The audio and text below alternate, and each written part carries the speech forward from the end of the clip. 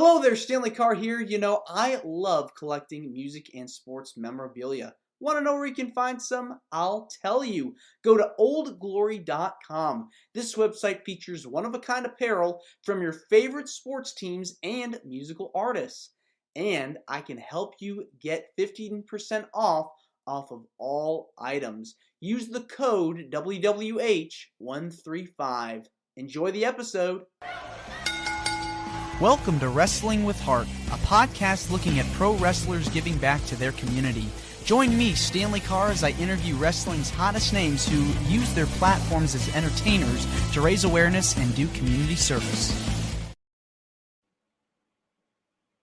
Hello and welcome to another edition of Wrestling with Heart. This is the show where we talk with professional wrestlers and professional wrestling personalities about their lives in and outside of the ring, as well as doing acts of charity work, community service, volunteering, and spreading positivity. We're always about the positive vibes here on the show. Before I introduce my guest today, I want to take this time to promote our brand new book. It is Champions for a Cause Volume 1, if you can see that on your screen. It is a compilation of interviews with some of your favorite professional wrestling personalities. I am talking about Mark Mero, Tito Santana, Buff Bagwell, Jake the Snake Roberts, and so much more.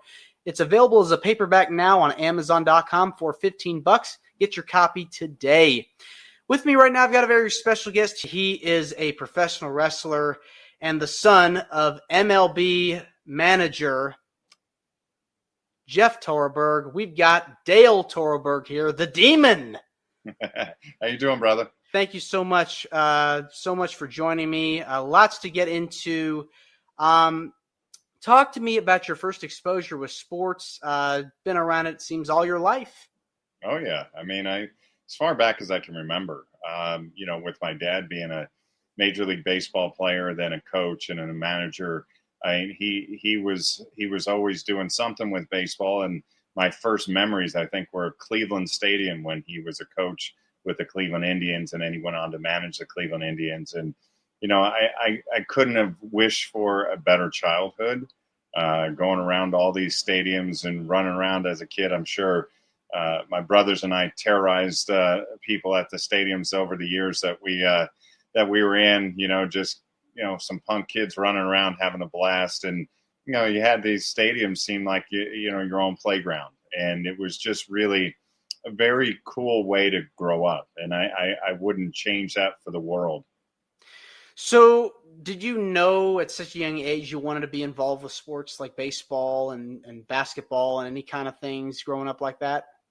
It was interesting. My dad never pushed us into anything. He said, play whatever you feel like or don't play anything at all. It's really up to you. I have two older brothers, and we all gravitated to baseball. I mean, it was really just a passion of our family from a very young age. But also my grandfather was apparently just an amazing athlete and a first baseman, and that's what I ended up being. And my dad used to tell me that I reminded him a lot of my grandfather, the way we moved and, kind of the fluidity around first base and good hands, that type of thing. So I knew for me, I played all other sports growing up, but baseball was really that first love and the main love of my life in terms of athletics, and just really had a great time, playing. I played obviously in high school. Then I went to Northwestern, ended up playing at Northwestern, and then playing pro ball. And I got hit in the face with a pitch early on in my pro ball career, which really, derailed any chance that I had. And when you're in the pro game, you already have a slim to none chance of making it. So then when you have an eye injury and it literally hit my cheek and messed up my depth perception, I still had numb in these teeth still to this day. Ball hit me, squared it up, and actually was the best bunt I had all year. It rolled down the first base line. But it was one of those things that I knew that, it was going to be a very big uphill battle to make it to the big leagues. Then you add that injury to it. I just kind of knew at that point that the days were pretty much numbered of me, being able to play pro ball and then, continue to the big leagues. I just knew was a long shot. And that's when I ended up, starting that career shift. It seems like no matter what sports you play, especially with something like baseball, when you're growing up, learning it as a kid often teaches you life lessons about discipline and control and the value of teamwork and how important that is. Did you ever do Little League growing up? Oh yeah, I mean that was Little League. I grew up in Mountainside, New Jersey, and Little League was so important to all of us. I mean, it was a big deal playing. I remember my first year in Little League. I don't remember how. I was real young. It wasn't T-ball, but it was right after that. And I remember we went undefeated. I played on the Reds, and then the Astros, and then you ended up going up and playing middle school and Pony League, and then high school to American Legion. Yeah, so I played it all. I mean, it was something that we all did. My brothers and I did, and it was part of growing up. That was American pastime. I'd imagine those bus rides are pretty fun too. Yeah, the bus rides, it was interesting because early on you're always just kind of going in cars and that kind of thing. The bus rides in pro ball, man, there were some long ones, and I remember one of the trips. They weren't real fun. I know it's sometimes you kind of romanticize the going around the country playing pro ball, and but it was, some of those were rough. I do remember. I think we were going from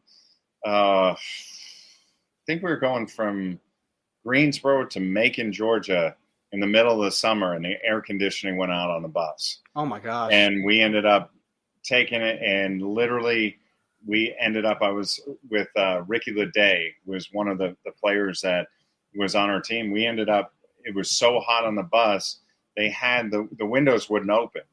So you had the emergency escape windows. We ended up taking his pillowcase, ripping it to shreds, making rope out of it, popped the window out, tied it up so it wouldn't fall out, just to be able to get air in there. So those bus trips, like I said, you could romanticize those, and there was a lot of fun trips, the camaraderie, but there were some that were absolutely brutal, and I don't miss those. Just to be honest with you, I don't miss the bus trips. Yeah, I'd imagine like when it's very hot outside, you have to bring like a cooler and a bunch of waters. Now the kids get Gatorade, and you really have to bring a huge supply of those to keep the kids making sure they're not dehydrated. Yeah, it was actually funny. My mom back in the day, I told her, I said she missed an opportunity to make millions of dollars on a simple thing. She was the first one. She ended up taking, and years later, Gatorade and all these other companies did the same thing. She used to take the syrup bottles, and when they were done, she'd wash them out, and we would take them so that you could, because it had the squirt top, and you could actually squeeze the water into your mouth so that kids weren't sharing all their germs around. And so I was like, I told her, you missed your opportunity to make millions on, you could have been put that squeeze bottle top on all those, which ended up, like I said, everyone did later on. It's crazy. What were some of the other sports you got to play growing up? I mean, I actually, when I first was in middle school, we didn't have football. We didn't have a football team. And in New Jersey, soccer was a big sport. But I ended up being a goalkeeper. And I ended up playing in high school. I played with, there was one of the best soccer players in the country, Claudio Reyna. He was one of the best soccer players in the world at that point. I was on his freshman year. We played as me being a goalkeeper, and I remember him playing with us, and then he just skyrocketed his career from there. Played basketball. But it just, again, none of it really, I took martial arts and things like that. But none of it really was a big draw for me, just like baseball. That was the biggest draw for me. And I watched the documentary that was produced on your dad. What an amazing story. It was beautiful with how it was told and everything. Do you remember any pieces of advice your dad gave you upon stepping up and pursuing baseball, and then eventually, what was his reaction to you deciding to pursue a career in professional wrestling? Well, it's interesting. It's really cool that, and I appreciate you bringing up the documentary. And for those that are watching and want to see it, it's absolutely amazing. I mean, I've gotten so many of the wrestlers that have reached out. I spoke to Diamond Dallas Page probably a week ago, and he just was floored about how good the documentary was. And then, Sting and Jeff Jarrett and Glacier, so many of the guys have reached out to me and said, wow, this is an absolutely amazing documentary. And I was fortunate enough to, produce the documentary about my dad with a director out of Chicago, Matt Flesh, who did an absolutely incredible job. I would send him all the footage and pictures and things that I found in my parents' archives. And he was able to put it together and weave this into just a phenomenal documentary. And if anyone wants to go see it, it's on YouTube. Jeff Torborg, A Wonderful Baseball Life. So Jeff Torborg, A Wonderful Baseball Life on YouTube. You can see it, and it goes right into what you were saying. And it's in the documentary about how, I knew my career was ending. I was struggling seeing off-speed pitches because the depth perception was messed up in my my left eye, which is my dominant eye in hitting. I knew I was pretty much done. But I had gone to Northwestern, and my college roommate was playing in the Rose Bowl in 1995 going into 96. So New Year's Eve going to Pasadena, in 95, and then New Year's Day 96 is when they played. Well, I ended up on the same flight with Hulk Hogan. And so when I was on that same flight with Hogan, we started talking about baseball. Hulk Hogan was really good friends with George Steinbrenner. I had known George Steinbrenner since I was 7 years old. So we had that conversation right away. And then we started talking about Randy Savage being a minor league baseball player. And so he's like, listen, he goes, I'm going to pick Randy up. We're supposed to meet at baggage claim at LAX. And he goes, I'll introduce you. So when we got to baggage claim, Hulk said to Randy and said, hey, Randy, this is Dale Torborg. And Randy goes, Torborg, is your dad Jeff? And I was like, holy crap, this is this guy's real voice. I was like, that's, so I was kind of locked in going, I thought this was a put on, because I had never met a wrestler before. This is the first time. And now I'm meeting two of the biggest icons that wrestling has ever seen, so we started talking about it, and they said, you have the size and obviously your athleticism if you're a pro baseball player. And so Randy and I talked about baseball and what he accomplished and his injuries and how he ended up going into wrestling. They said, have you ever thought about wrestling, at 6'6", they were like, you got the size, so, have you ever thought about it? So that was what really was the impetus to get me going in the business. And that's, that was the first time I'm going, okay, I was looking at Hulk Hogan going when I was a kid, here's in my mind, this dude's 6'10", 390 pounds, and then when you see him in real life, I was like, man, he's not as big. Now he was big. Don't get me wrong. He was a big dude, but going, oh, this is something maybe I can do. And so when I was thinking about doing that, and I actually was at my parents' house visiting in Sarasota, and Carlton Fisk, the Hall of Fame catcher, was over. And Carlton Fisk was the first person I told that I was going to be a wrestler. And my parents heard it and said, wait a minute, you serious? And I remember my mom going, oh, yeah, I think you would be good at it. And it was something that now it wasn't this whole other world that I had no idea how to be a part of. Now, by meeting them, it's not, back then it wasn't like it is now. You can go to all of these Comic Cons and you can go to these, wrestling conventions and meet everybody. It wasn't like that. So that literally was a whole different world that literally had no idea how I would get into it. But that was really how it started. And I remember taking my dad to some of the matches, and,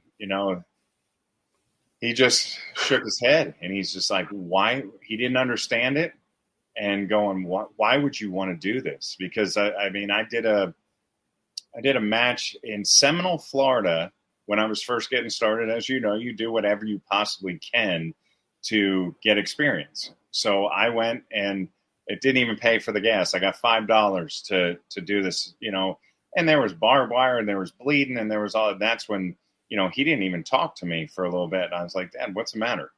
He like, why do you want to do this? This is, and I said, listen, you paid your dues in baseball. I'm going to do it, and I'm going to make it. And he literally said, okay, I believe you. Just give it everything you got. And that's what I did. And, later on, he was very proud of what I was able to accomplish in the ring. And, I had some of my dreams come true because you could probably see behind me. I've got Peter Chris's drum head and I've got his sticks from Monday Nitro. And so these guys were my idols growing up, and I got to represent them later in the wrestling ring. Was an absolute dream come true for me. It just goes to show you never know where things can lead you if you just believe in yourself and trust the process. Yeah. Growing up, did you ever watch wrestling? Were you familiar with some of the faces as a kid growing up? I think you had mentioned you were familiar with Hogan, and you watched him and Macho Man. Who were some people that you would consider people that you liked their work, liked their style, even years later today? Would you consider this is someone who I really wanted to implement my work as a performer? Like how would Well, one of the things that stood out to me, I remember I really was exposed to wrestling at a young age with one of my best friends growing up, Brian Martin in New Jersey. He and his dad would watch it. If I had a sleepover or something, we would watch it on a Saturday morning. And I just remember Tony Atlas was one of the first people that I remember seeing on TV. And Rocky Johnson when they were tagging. We were still watching that on Saturday morning. I remember Mil Mascaras, and I always thought that the masks were really cool. I was obviously a big Kiss fan. I was a big Batman fan. Adam West and the 1966 Batman series was my favorite show growing up. So I had this kind of affinity for, the mask kind of character, whether it's face paint or an actual mask. And I remember, I think it was Tiger Mask and Mil Mascaras. I was drawn to them, but Tony Atlas was one that I just remember, and SD Jones. And so I was watching that growing up. And then I had the AWF I ended up wrestling for when early on. I was only had 2 months of training when I had a dark match, and I was doing the MVP, the baseball gimmick. And it was like the Warriors from the movie The Warriors, the baseball fury meets Kiss is how, kind of put it together. And the MVP character was actually the most violent player was what MVP stood for. Warlord and I were talking about it because Warlord was one of the guys that trained me. We were talking about what could we do. And he's like, you're a Kiss fan. And he's like, you ever seen the movie The Warriors? I'm like, oh yeah, man, baseball fury. And so that's what it was based on. Like literally when you look at the original version of the MVP character was like Gene Simmons-esque meets the Warriors, meets this, violent baseball player. So that's how that character came about. And it was actually cool at the time, but it was what was interesting, like I said, was the very first match that I ever had. I had Tony Atlas was on that show. It's kind of, that's one of those full circle moments, and I seem to have quite a few of those in my life because even when I was starting to do the MVP character, which I really think is kind of how the Sting persona actually started, because I had taken my pictures and it was the black and white makeup job, baseball bat, and that's the picture that Scott Hall saw. And told Sting you should do like the Crow, because that my makeup job and everything kind of looked similar to the Crow with the baseball stitches running down the face, and it was all black and white. And so again, because it had that Kiss feel to it, but that's the picture that Scott Hall saw that. So it's funny how a character, you never know how something can morph into something later. Because I had nothing to do, obviously, with the Sting character. He ran with that, and it was just phenomenal. I mean, you couldn't have gotten any better. But from the story that I was told, that's how it started. By Scott Hall seeing that picture, then that goes, he says it's a Sting, and Sting and Andre, the special effects guy, they started putting together, and the rest is history. But when I was saying things come full circle at times, I was in a Shell's Seafood or something like that in Winter Haven, Florida. And I had just gotten these little baseball cards made of the MVP character. And the guy that comes up, who was the manager, general manager, whatever, that particular Shell's Seafood, comes up and says, how was your meal, all that kind of stuff.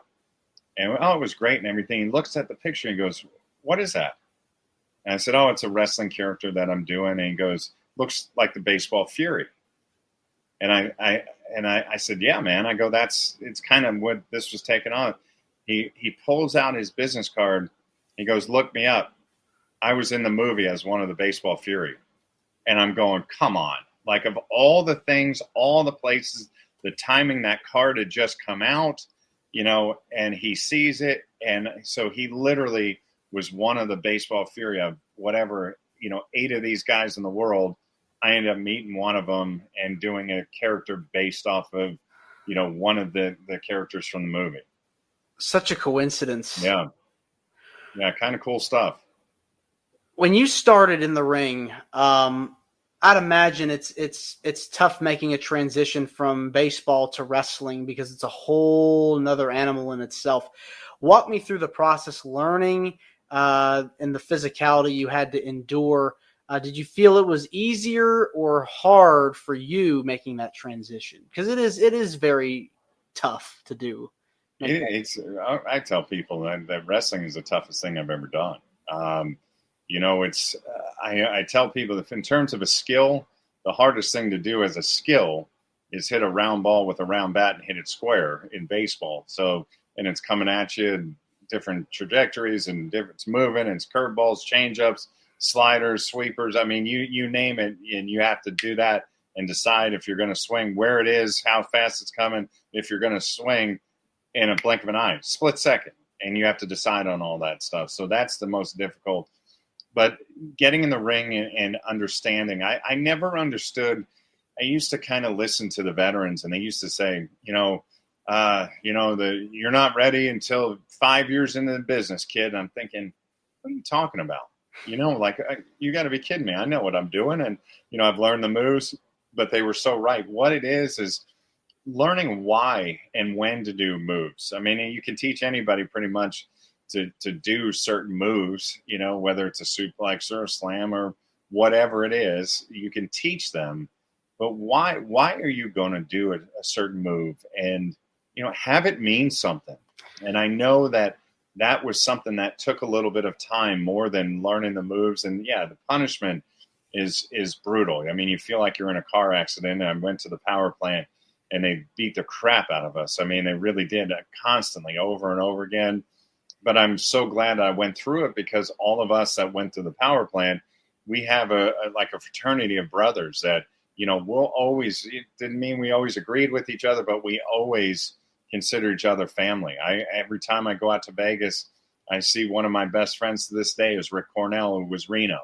And I'm going to see him. I'm going out to Vegas at the end of the month. I'm going to see him, spend time with them.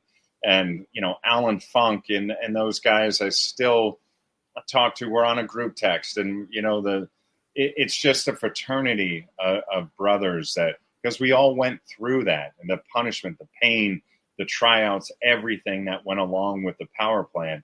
It was a tough but amazing experience. I still talk to my former tag team partner, Chad Fortune, all the time. Chad was one of the guys that really helped train a lot of the guys that ended up shifting over to the WWE.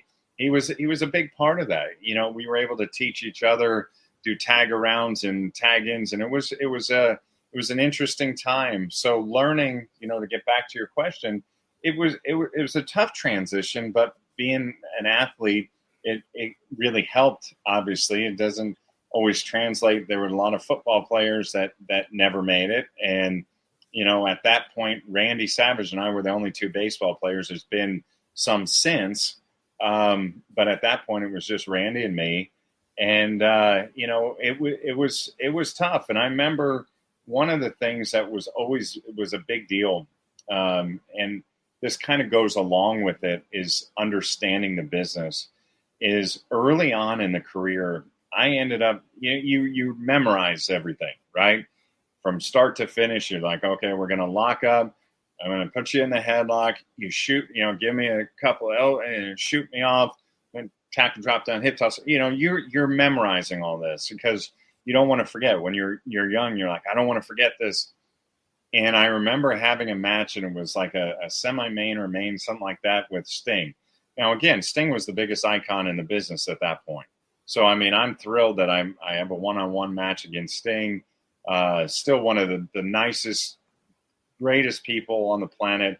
Love that guy to death to this day. Every chance I get to see him or talk to him, it's just a pleasure and an honor to know that I worked with him, And so he did something. It was Evansville, Indiana.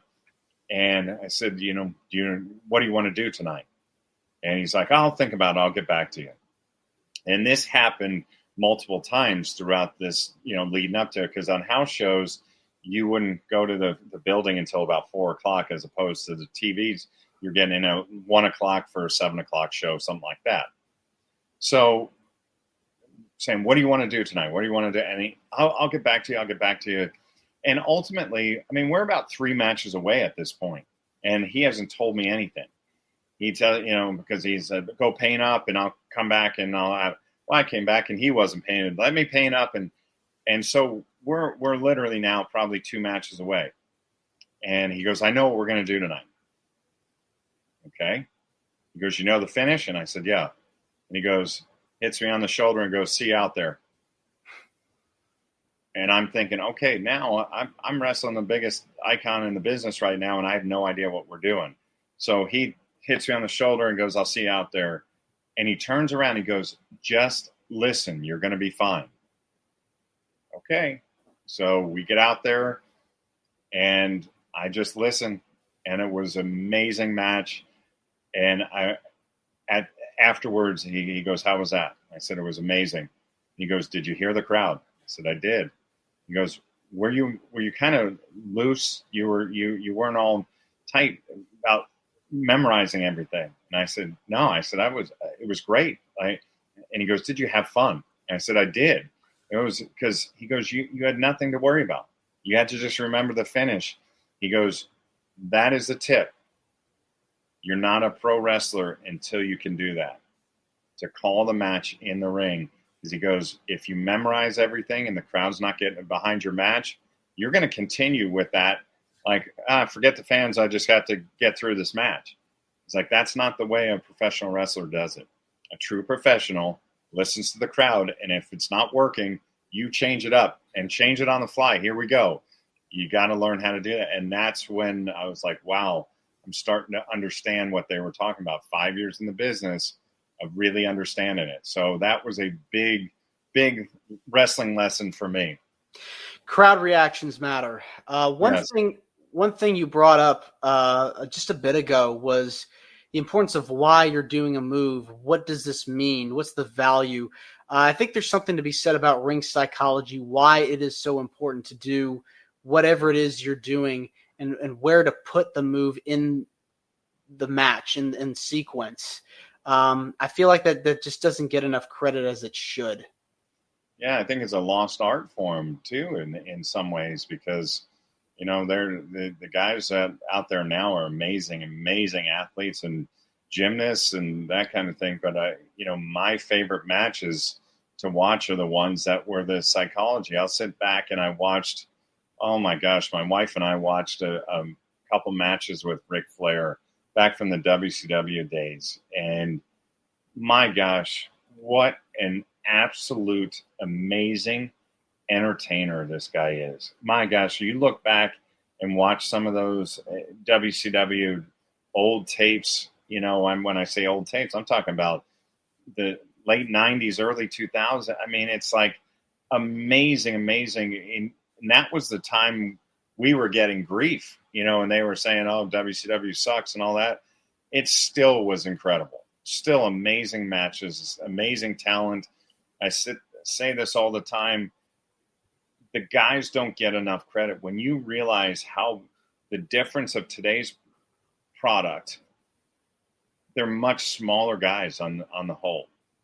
I mean, you look at AEW and you see Lance Hoyt, or he towers above everybody. That was the norm. Those big guys, Brian Clark, Brian Adams. You don't realize how big Glacier and Ernest Miller. You like Scott Hall. You had talked about who were some of the people that I kind of looked up to and kind of emulated. I'm, obviously the Undertaker. Undertaker's just, to me, was head and shoulders above everybody else. Where I mean, that kind of that dark character of the demon character and the Undertaker, I kind of thought were similar. Obviously not on the same level. I mean, the Undertaker icon, and then there's the demon character. Obviously, was nowhere near that range. But looking at that I would have loved to have had a match with the Undertaker back in the day. I mean, that would have been a blast. But you realize though, and Scott Hall was amazing. I remember trying to look at how he did things because you didn't realize how big Scott was. Scott was a 6'6" guy. I mean, and Diamond Dallas Page, 6'4". You had so many of these guys were much bigger than you think. I mean, that it's a whole different deal than now as it was back then. And I just think watching some of the matches, I watched Canyon, Brian Clark, and Mortis Wrath, and Glacier and Ernest. And watching some of those matches, Chris Canyon was on another level. I mean, this guy was innovative. He was amazing with what he was able to do in that ring. But you didn't realize, again, this is another dude that's 6'4". And to do everything that these guys were doing. But go back and watch some of those WCW matches. They were in old shows. They were incredible. I mean, to see. I mean, Vampiro. I loved working with Vampiro. We hit each other as hard. Both of us said, hit each other as hard as you want. You can hit me. I won't have a problem. You can punch me in the face, no problem. And Vamp was the same way. He's like, seriously? And I go, yeah. And he goes, me too. Just let's do it. And I got along. I loved working with that guy. So, I mean, I had a great experience. You can say what you want about the politics and everything. It got in the way of so many different characters, different things and storylines, but it is what it is. It was a blast, back then doing it. How long did you stay with WCW? Were you there until it closed? Yeah. Yep. So I was, I had a chance to Johnny Ace, John Laurinaitis, when the timing ended up happening is, if you go back to that documentary, in 2001, my dad ended up getting the Montreal Expos managing job. And he asked if myself and my brother would come. He goes, I want family. My oldest brother couldn't. He was, had his career and he was doing his own thing, had a young child at the time. And so he was doing his thing. But my middle brother, who's an attorney and was my dad's agent and attorney, and myself, we went to Montreal for the summer to spend time because he's like, this is going to be one of my last goes at managing once you guys with. So we ended up doing that. And, it was amazing to be able to go and do that with family. But what ended up happening is Johnny Ace, reached out and said, hey, they want you to do a tryout match for the WWE. Are you interested? And I said, man, I am. I really am. But I said, I'm going to go to Montreal for the summer. And I said, I know the answer to this, but I'm going to say it anyway. If there's an opportunity when I come back in October, if that opportunity is still there to do the tryout match, I would love to do it. And what ended up happening is I ended up coming back and wrestling for the XWF instead. They brought me in and it was, had had a blast doing that. So I never did the tryout match. Do I regret it? No. I don't think the demon character would have gone over there. I did pitch a character years later. Chris Jericho helped try to pitch it, and it was based on Metallica's Master of Puppets. And that was the character's name, and it had a whole storyline behind it. And Metallica agreed to play WrestleMania, and Vince didn't know who Metallica was, and it was over at that point. And Limp Bizkit ended up playing WrestleMania instead.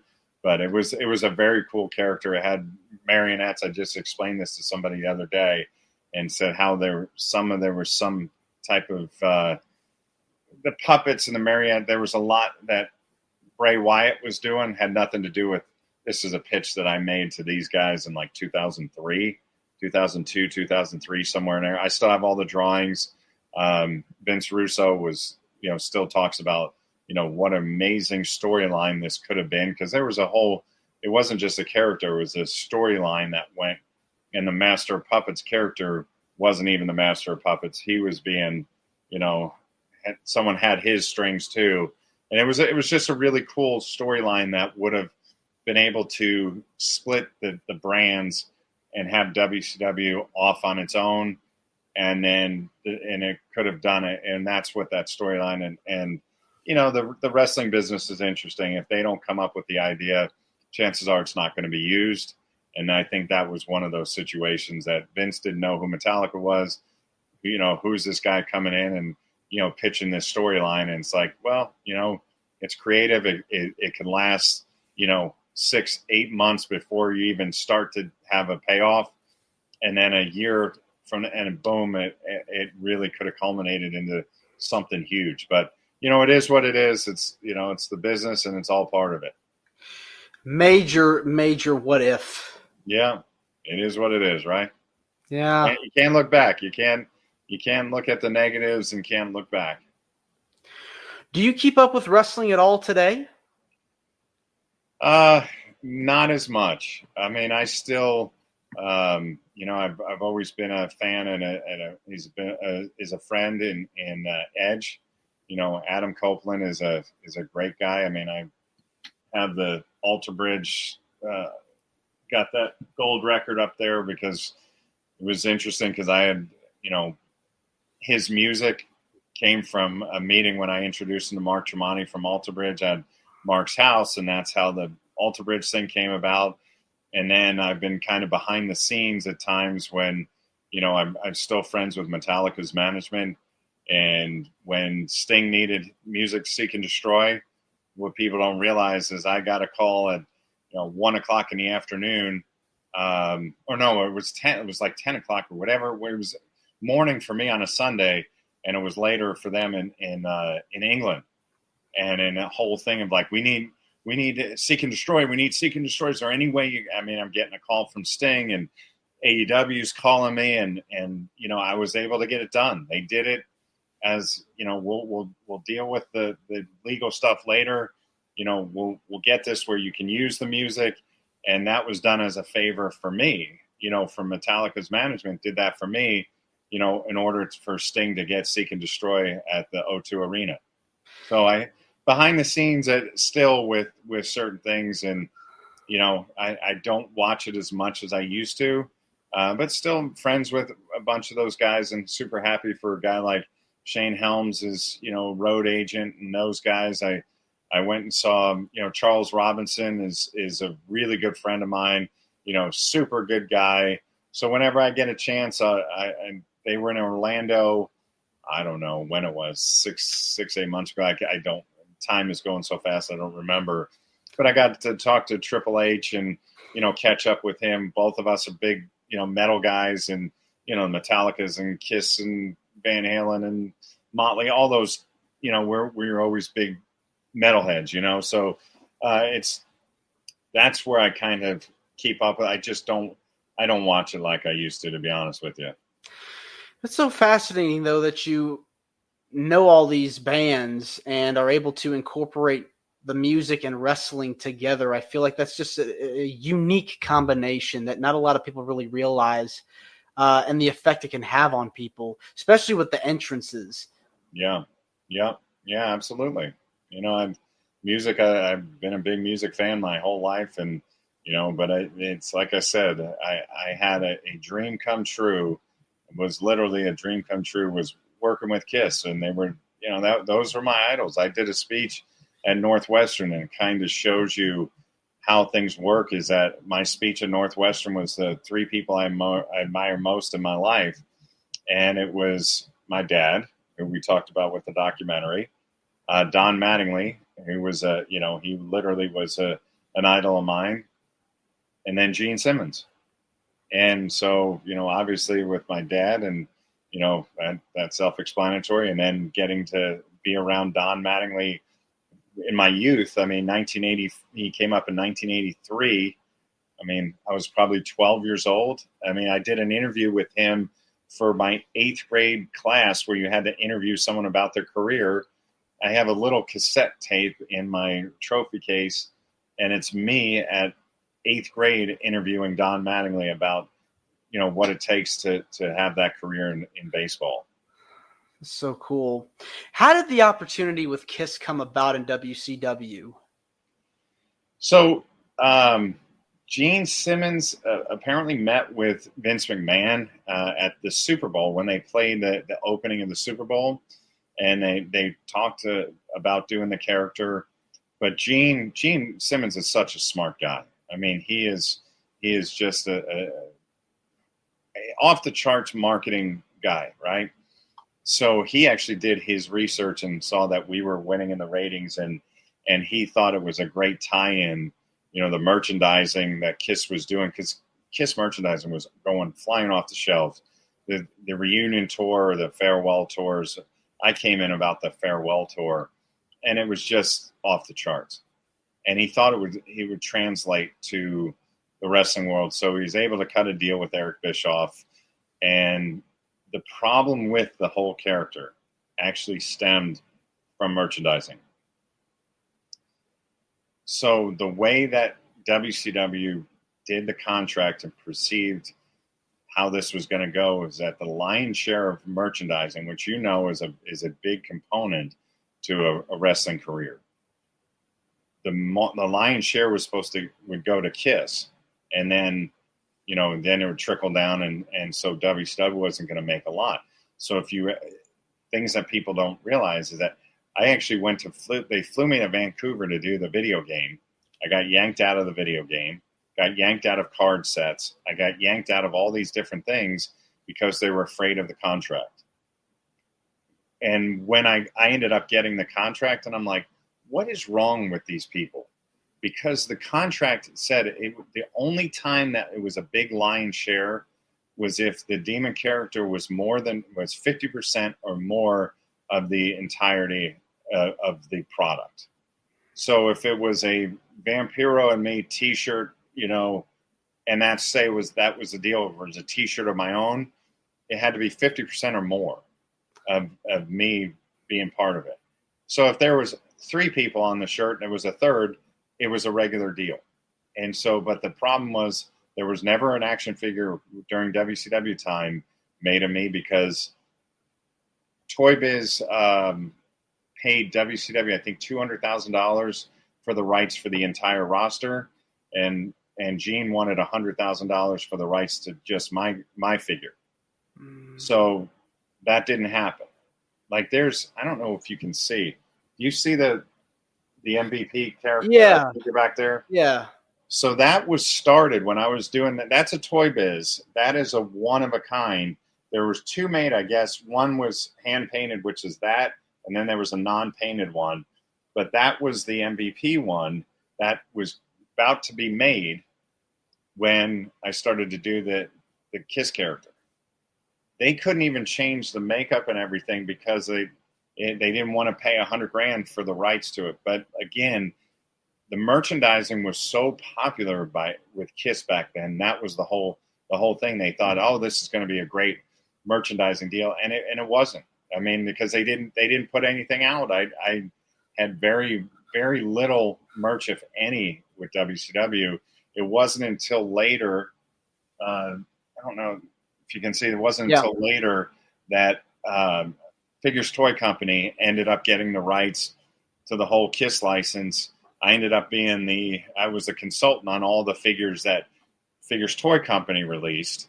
And then they released my figure, and at that, I don't know if it's still the case. It was the fastest selling Figures Toy Company wrestling figure that they had at the time. So, I mean, it was a great. They did a great job. This guy Danny, who's the guitar player for the band Angel, it goes by the Pharaoh. He was the one who sculpted my face. I mean, from pictures from back then, it was amazing how he did it. It wasn't a real scan, and it looked, I mean, without the makeup, it looked just like me. Amazing job. Well, it's so amazing that you're able to have a figure around and it's in existence, and people, if they want to go online to search for it, it's there. Yeah, it's they're all sold out. It's crazy. I mean, you could go on eBay, but literally, you know, it is so difficult to find those figures now. And that was one of the things they didn't make. You know, you sit there and you think about some of these WWE figures, how many are out in stores. The first version of my figure has the blonde streaks in it, which that was something that people didn't understand. I got ripped crazy about the makeup was pulled down on the side more, and they're like, he doesn't even know how to do the makeup. I'm like, I do. What you don't understand is Gene Simmons told me, he goes, I don't want to clone and do some different stuff. I had the red eyes. I did the blonde streaks, and that was kind of an ode to Destroyer. Paul Stanley had a little blonde streak, and I go, you know what? I'm going to do something different and put blonde in so that when you saw the average fan of either, you know, and if you're not sure you're a fan of KISS or whatever, you see my picture, you go, that's the wrestler. You see Gene Simmons, go, that's the guy from KISS. So that's why things were done. And like I said, it is what it is. I got destroyed on the internet. I'm like, you know, I've been doing this makeup. You know, I drew it on every notebook I had from, you know, the time I was probably, you know, 6 years old, you know, all through high school, college. I did nothing but draw that, you know. So I'm like, I know how it's done. I'm a huge KISS fan. So, you know, that's the one thing. You can rip me about not being a good wrestler or whatever, however you want to do it, but don't tell me I don't know how to do the makeup. You've been very involved with a lot of charity work over the years and are very passionate about different causes. What kinds of things have you been able to do over the years to help out in your community? You know, it's been it's something that is something that's been important to me. So I am on the board of Southern Cross Service Dogs, and if you go to southerncrossservicedogs.org, you know, check it out. They are an absolutely amazing organization where they end up giving a veteran in need a service dog, no cost to the veteran. And what they do after is they know that in about 10 years or so, they start training another one so they can replace that dog. So you're not getting one and done. And they're just a fabulous organization. Brandon and Joey are two of the trainers that are war veterans and heroes. You know, Brandon's dog Shemansky was literally you know, given a medal for his heroism. Both of them had traumatic injuries that they are no longer in the service, and I tip my hat to them every day because they are the true toughest American heroes that you can possibly imagine. So, you know, that's an honor for me to be part of their organization and allowing me to be on the board with them. We have a gala at the Waldorf Astoria coming up, so check out southerncrossservicedogs.org. Check out the gala that's going to be coming up in October in Orlando. Cole Hauser from Yellowstone is been a big supporter. Brandon trains his dogs, you know, so people that watch Yellowstone and Rip on there. Rip, you know, Cole has come to our galas in the past. He's been absolutely phenomenal, great guy, and is donating his puppies to be future service dogs. We are working with Tunnel to Towers for supplying service dogs and kind of comfort dogs to they're creating villages for homeless veterans all around the country. Tunnel to Towers is just an amazing organization.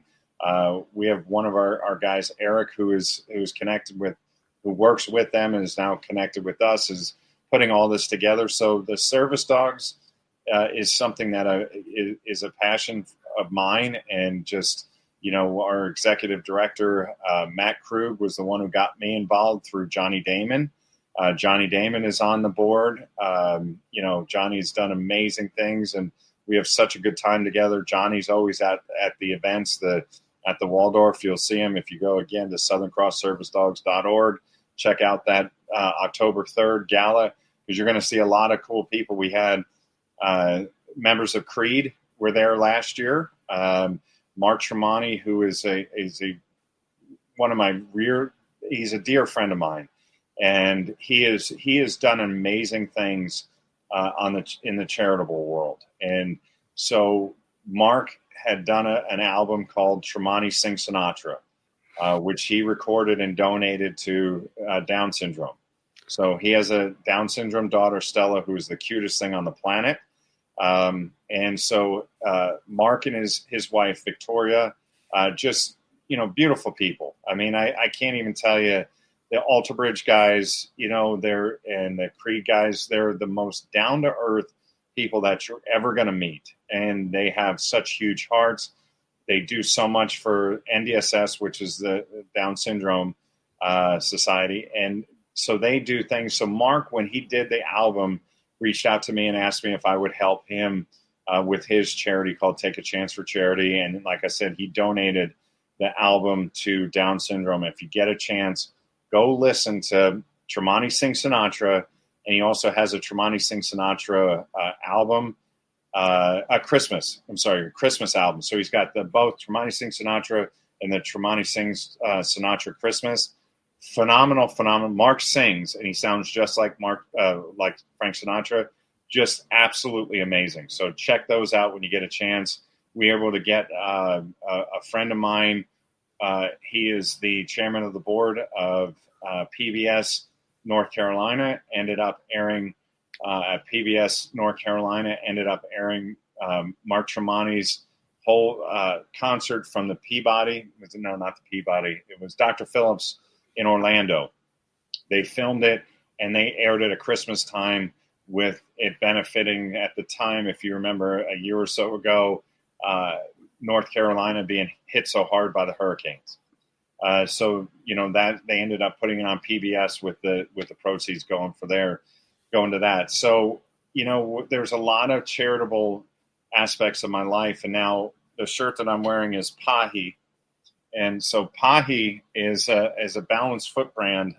So we just launched the company about 3 months ago, and we're helping people that have balance issues. It's the first scientifically proven balance shoe in North America.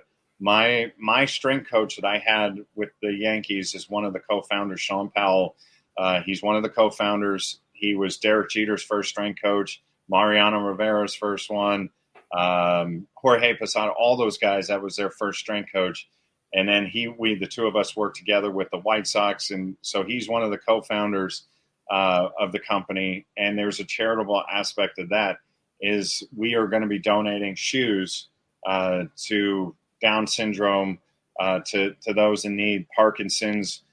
We have people that we're starting to, because of the balance issues, and Parkinson's is personal to me, because of my dad suffering from Parkinson's for 15 years. So we are going to be donating shoes and working together with some of these. I'm hoping to be in contact with the Michael J. Fox Foundation and the Parkinson's Foundation, because these shoes, if you go to PAHI, again, it's PAHI's PAHI, PAHIUSA.com. Check out the shoes. Anybody that that has balance issues or stability and alignment issues, they are the most comfortable shoes.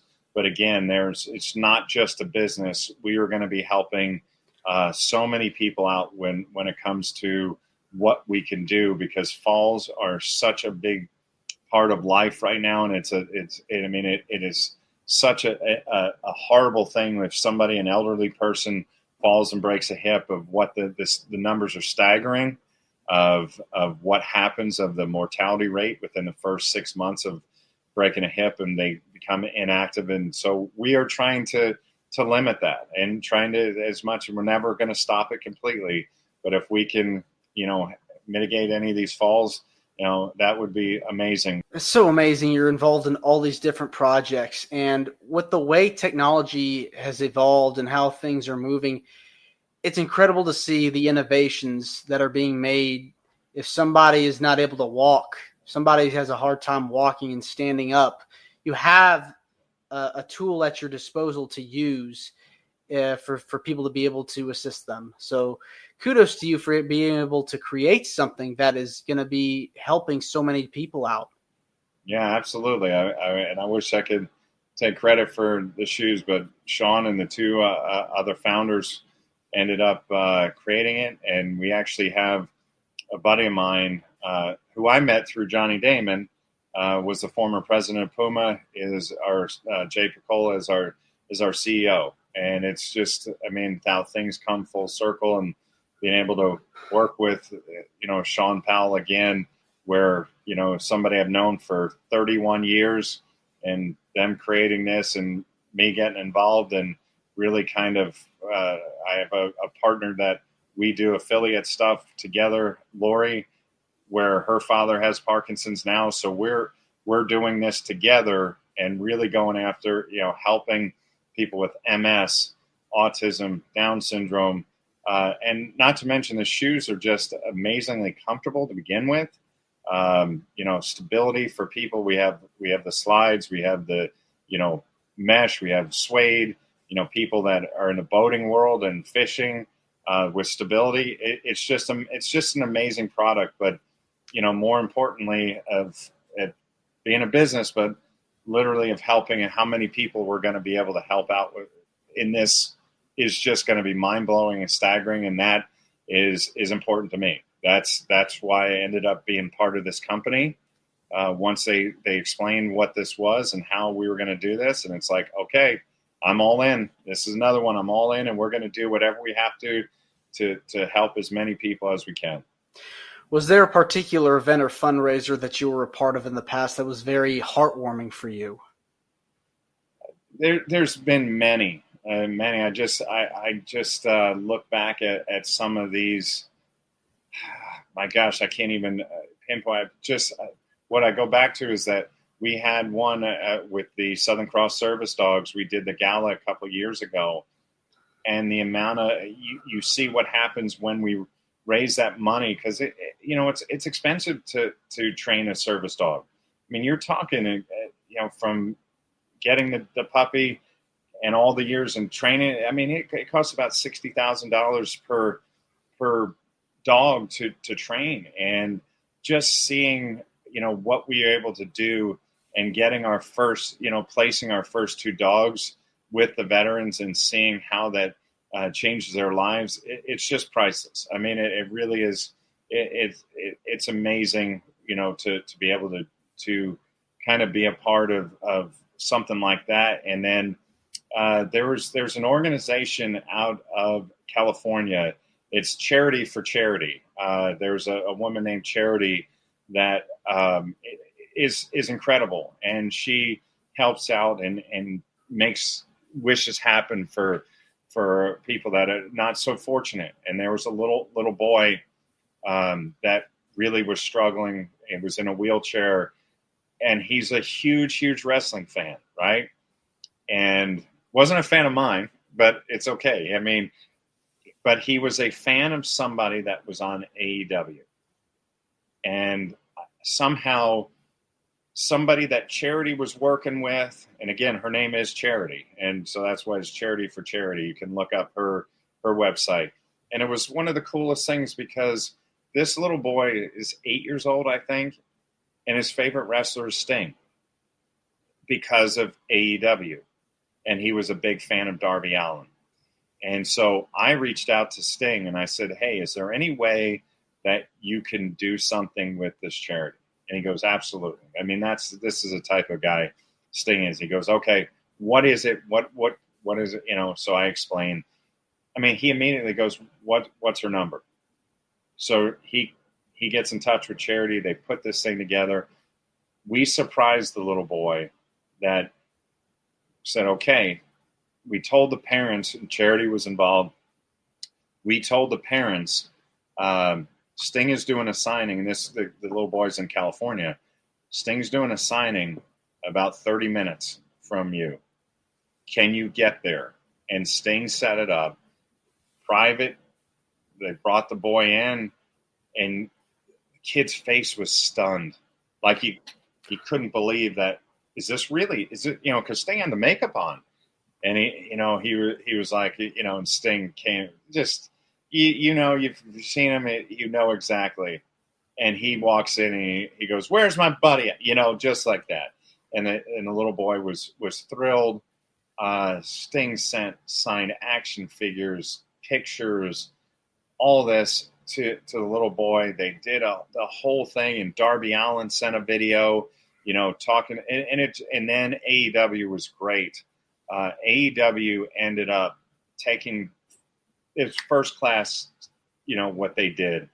A buddy of mine that was with WCW, Daryl, who's one of the producers, set it up, and they brought the family in, took them in early, got them in the ring, took pictures with the wrestlers, and just I got to give AEW a thumbs up. They went above and beyond for this little boy, and that's what it's all about. I mean, when you really break it down, it's we're so blessed in so many ways of what we are able to do. I look around my office right now, and all the baseball, the music, to wrestling, of all the different things I've been able to do. We're so blessed. And a little boy who's 8 years old, who's struggling like this and going through surgery after surgery, that's way too young. It's not fair. So to give him a little joy, and I was, so excited that Sting was, jumped up right on it. I mean, literally, he's like, "What's her number?" And I mean, that's all I had to do, and it just rolled, and it making that kid's day, and I, that's the thing that, you look and see what John Cena's been able to do with the Make-A-Wish foundations. That's incredible, because that, as tough as, it's so tough what these people are going through, but it's tough, I'm sure, on John too, is making friends with these people, and unfortunately in terminal disease, they didn't make it, so that's got to be tough too. So doing that, I tip my hat to John, and what an amazing job he's done with so many of those wishes granted. To me, that's what it's all about. And I would, that's why whenever I get an opportunity, that's why I try to go above and beyond. Yeah, I mean, to see what John's been able to do, what Sting was able to do, has been able to do, what you've been able to do, I mean, kindness just goes a long way. You never know what somebody's going through in their life, and to make such a small difference, to put to that light at the end of the tunnel, to let those kids know that things are going to be okay. Yeah. It just means so much to them. Absolutely. Yeah, that's what I'm telling you. You're setting it up for the next generation. If you can, it's that those young kids, man, if you're able to help them and, make some sort of dream a reality, that's what it's all about. This business is, like I said, I've been afforded so many cool opportunities. That's why I never look back at the negatives of politics that crept in. And you sit there and go, would you have wanted your career different? Of course you would want things to be a little bit smoother and different. But you know what? I would do it again in a heartbeat. And it was a blast. And I got to, work with my idols and Gene Simmons. And I just saw Gene Simmons gave him a pair of the PAHI shoes. I got to spend time with him at a private dinner in Times Square a few weeks ago. And it was, it's amazing to think that all these years later now, we're still friends, and, being able to reminisce, and it's just very cool. Definitely seems like you've had an incredible career with so many stories that that you've been able to share with me. This has been a wonderful, Dale, to have you on here, talk with you. I want to say thank you for coming on to Wrestling with Heart. It means a lot to me and to my listeners and viewers that are watching this on YouTube. Where can people find out more about you on social media? And if you have anything you want to plug, feel free. Well, I appreciate it. I don't really, I have Facebook, and that's about it. I mean, we have all our socials for PAHI, and if you get a chance and you see that we're going to be somewhere doing a presentation, and if you come up, I'll be at the gathering, and I'll have some PAHI Demon baseball cards. I don't think I have one available right this minute, but come up and see me at the gathering in North Carolina. I think it's July 24th. I'll be and my wife, who was Asia, she'll be at the gathering as well. So come up and say hello. Like I said, check out PAHIUSA.com, PAHIUSA.com. Check out the shoes. Like I said, there's a whole charitable aspect to that. And then Southern Cross Service Dogs with an S, SouthernCrossServiceDogs.org. And then, just go check out when you get a chance. Like I said, I'm super proud of the documentary. YouTube, Jeff Torborg, A Wonderful Baseball Life. And, I appreciate you having me on here and talking about it. It's I really enjoy there's so much negativity on the internet, and, you doing something like this. I was saying that a guy like Chris Van Fleet, who has done an amazing job, always positive. What you're doing is positive. We need more people like you, more people like Chris Van Fleet. So many, the guys, this is the real true spin of how things should go. It's so good to have something that isn't negative based. I appreciate that very much. Thank you again for coming on here, and you're more than welcome to come back. I appreciate it. I really do. Thank you. It's my pleasure. And remember, you can get your copy now of Champions for a Cause Volume 1. It is a collection of interviews with some of your favorite wrestling personalities: Buff Bagwell, Jake the Snake Roberts, Tito Santana, Mark Merrow, and so many others, available on Amazon.com, $15 as a paperback. I'm Stanley Carr, and we'll see you next time. This is Wrestling with Heart. I hope you found this podcast to be informative and entertaining. If you did, please hit the subscribe button and look out for the next edition.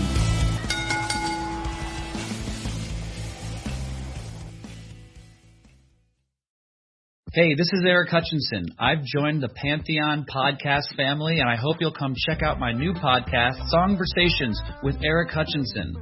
Each week, we find out what music matters most to the people who define our cultures. I interview famous guests like actors, musicians, comedians, politicians, and everyone in between. We listen to music together, and we talk about the soundtrack of our lives. It's funny, insightful, revealing, and it's a great way to discover new music. So come check me out, Songversations with Eric Hutchinson, wherever you get your podcasts.